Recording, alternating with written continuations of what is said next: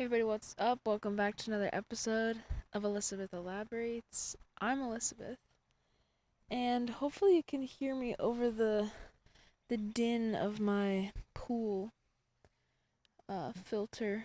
Hopefully it just sounds like a nice stream. Maybe you can hear the birds or whatever else we got going on in the background, because I'm actually in my hammock.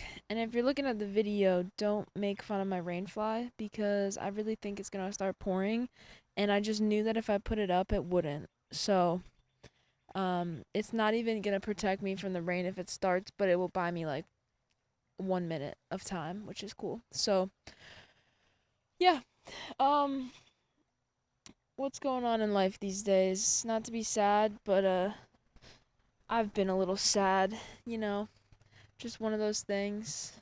The past couple days, I think I had like a really good 2 weeks. Probably the best 2 weeks of the summer, and then I just am having like withdrawal from that. Um, which has been a little rough. I woke up yesterday. Both my siblings had left. My parents had been at the lake all week, and then I was just like, man, I'm alone. And I really like being alone. I think when people are at home, like when my family is home, I'm always looking for an opportunity to just be alone and leave the house, go on a walk, go on a hike, just go out to eat, do whatever I want to do by myself, and I have a good time. But when they're not there, it actually kind of is like the opposite, where I get really sad, and especially my dog is gone. My favorite, my best friend in the whole world. My parents got me my dog because I hate being alone, and because I had a couple panic attacks when I was alone at home. Um, and those are just like really rough. So actually having the dog really, really, really helps. And I feel like he's saved me from so many panic attacks. And he's not even like a service dog or anything. I don't know really what makes them a service dog. Like, how do they train for that? But he's always there for me when I'm alone. And he's been gone for like a week. And then I didn't see him for like the 2 weeks before that I was gone, or like the week and a half that I was gone. So it's also the longest that I haven't seen my best friend for. So I miss him. I wake up every day. I miss our little snuggles in the morning. Um, so yeah, and I could go up to the lake and join the fam this weekend, but I got some other things going on, so I'm just hanging out here. And I guess it's good for me, but I can't focus on anything. I can't get my work done. Um, yeah, it's just a little bit rough. And I was journaling last night, because I've trying to be I'm trying to do really well at like sitting in the feeling and then moving on. Because I think sometimes I forget to move on and I just panic about like, why am I feeling this way? But so I journal. I'm doing really good about journaling, and so then I'm just like sitting at my dining room table journaling, and I just start like crying for some reason. And I'm writing the 101 things that are going on, and trying to be realistic and logical about what could be contributing to the way I feel. What could I get out? What could I like put to rest? And yeah, and then I just started missing my dog. And there I am crying alone. So then I just start talking out loud, and I'm like, who am I even talking to? And then I go, who am I even talking to? God. And then I go, well, I guess I'm talking to God. And then I just kind of was like laying on my this we have a massive beanbag in our living room, and I was just kind of like laying on that. I guess just talking to God, and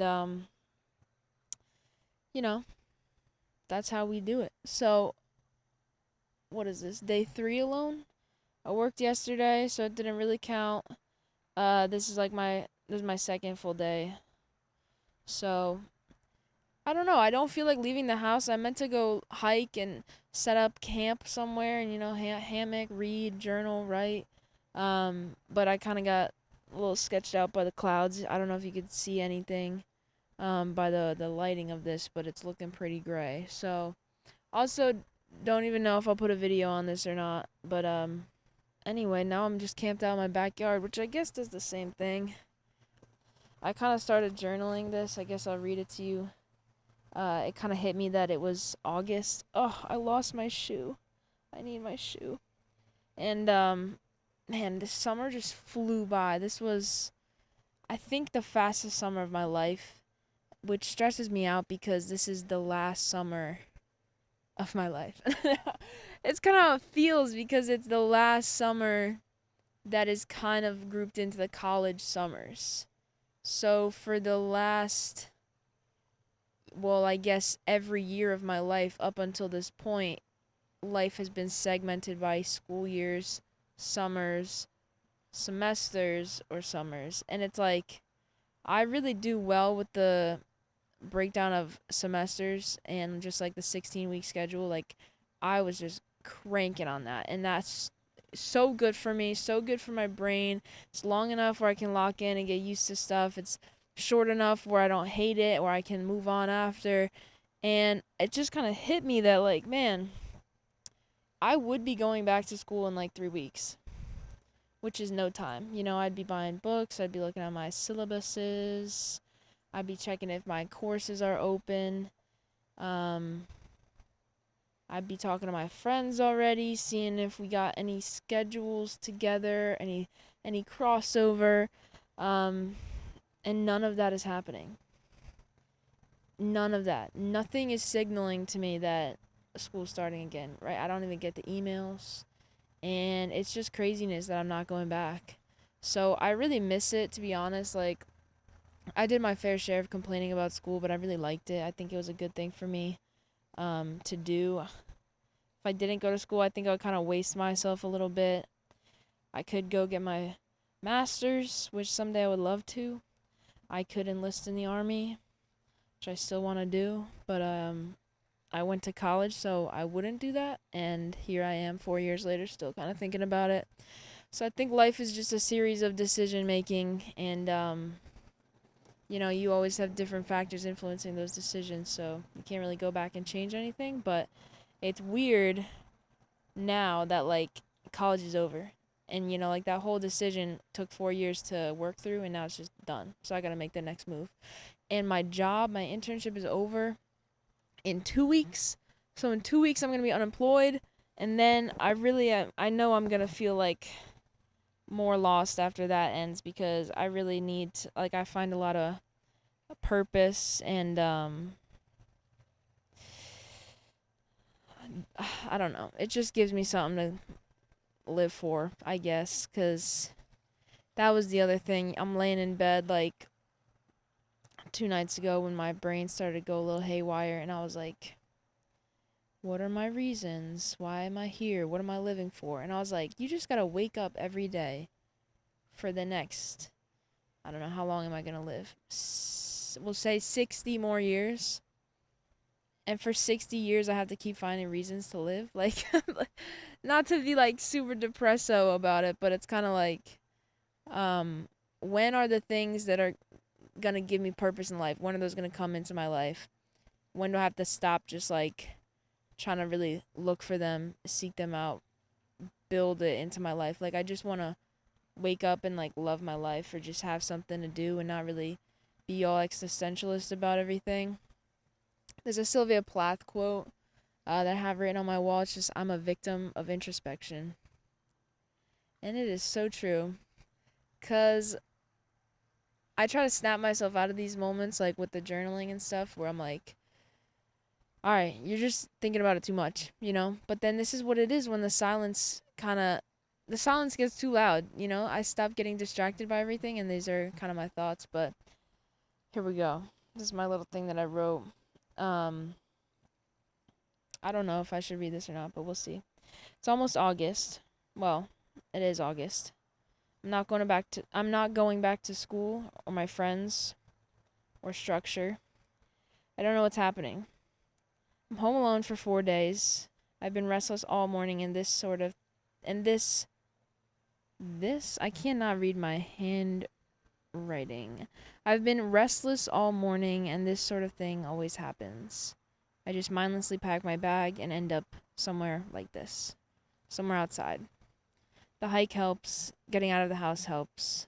doing something I like to do alone helps. Doesn't bring to mind loneliness. So that was when I was packing up to go hike, which obviously now I'm just in my yard in my hammock. But yeah, just like doing something to get out of your own head. Last night I was really up in my head.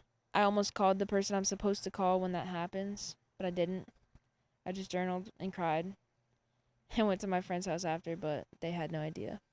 So yeah, that's the other thing that kind of brings me down is like when I get to that point of almost reaching out to someone, I'm like, "No.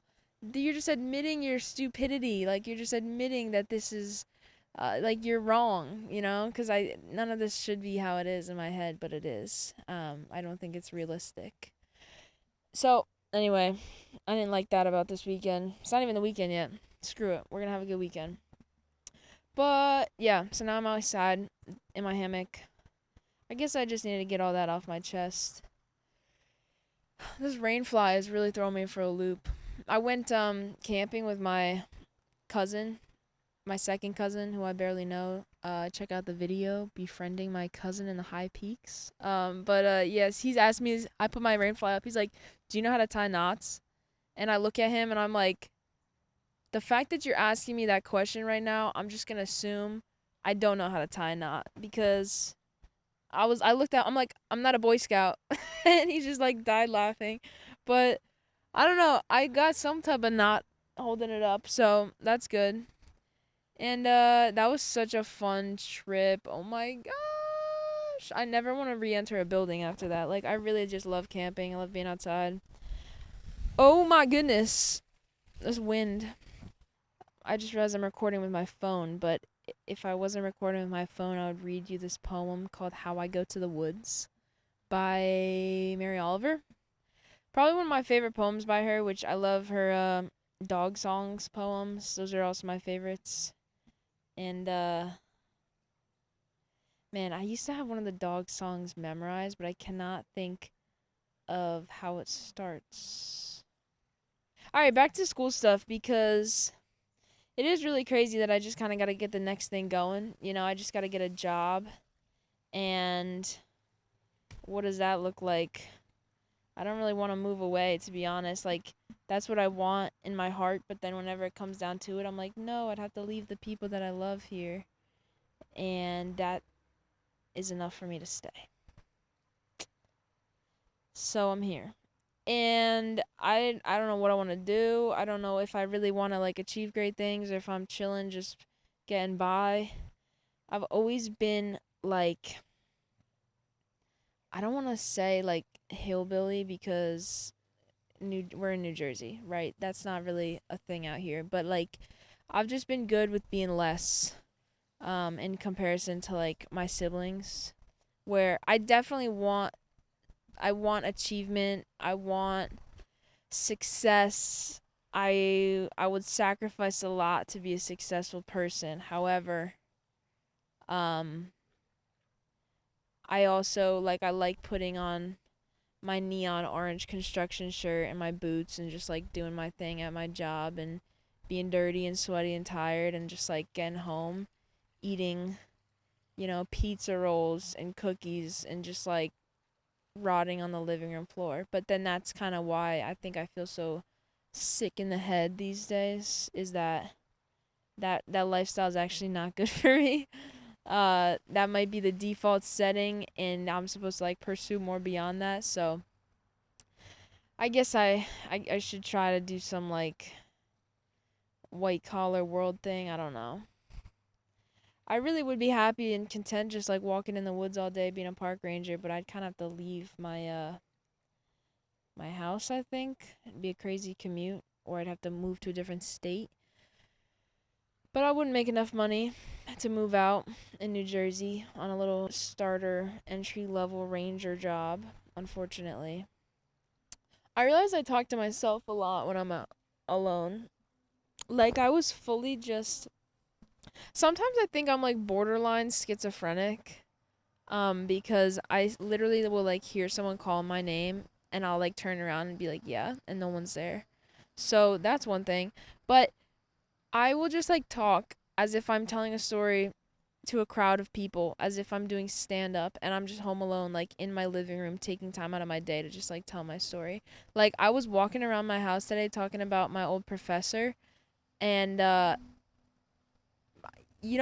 one is here to listen, and I spent a solid like 5-8 minutes telling this story about his accent, about how he called me his sister. It was just like I had this realization, like, what am I doing? But yo, he was crazy because he was like, I forget. I guess he was African or something. I don't know where his accent was from, but he was so hard to understand. And then he was like, "You are my sister. Elizabeth is my sister." And I'm like, "What now?" And he's like, "You cannot be my sister.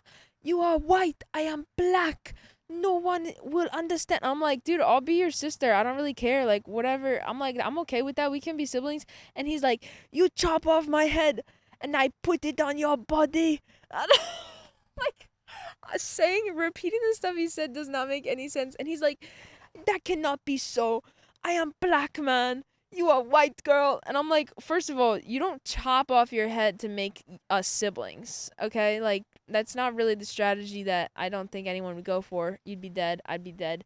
And that you don't change heads to be siblings. But anyway, another time I'm standing in the back of lab. There's probably like 30 of us in this lab, and I would say most were sitting. Some of us were like walking around the back getting our stuff. And then he's just like stops in the middle of his thing. He's like, "Where's Elizabeth? Where's Elizabeth?" And I'm like, "I'm right here." And I wave. I like put my hands up. And, and he's like, "Are you working?" I was like, "Yes." And he's like, "What are you doing?" I'm like, "I'm working." And everyone turns their head, looks at me, and just starts like smirking and smiling. And I'm like, "I'm working, okay?" And he goes, "Okay, okay, okay, okay." And I just like go back. I'm like, what is wrong with this guy? He's so crazy. And then, yeah, his accent was so rough to understand. Those are the things I'm gonna miss. Like, once I get settled into into a job, into normalcy, I'm gonna miss having a new schedule, new people every whatever amount of weeks from college. And I miss how easy it is to make friends in college. Like, yes, the camping trip, I made friends in 2 seconds, but something about college where you just are like, hey, you're in this class, right? And then suddenly you're friends, or you're studying together, at least you're spending time together. It's like, you just kind of, it's easier to amass people around you. And then without that, I'm like, where am I going to get friends from now? What am I going to do?